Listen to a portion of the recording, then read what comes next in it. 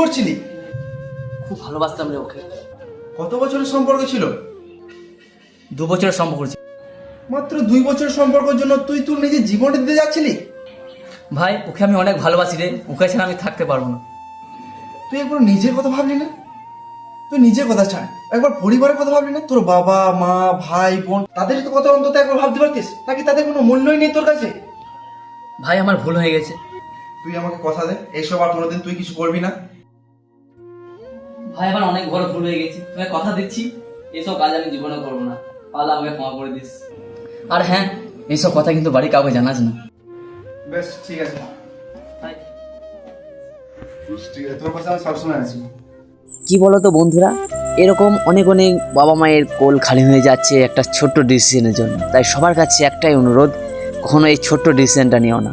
আর যদি ভিডিওটা যদি ভালো লেগে থাকে অবশ্যই একটা সবার মাঝে শেয়ার করে দিও। আর এটা আমার প্রথম শর্ট ফিল্ম, ভালো লেগে থাকে লাইক কমেন্ট এবং ফলো করে পাশে থাকো।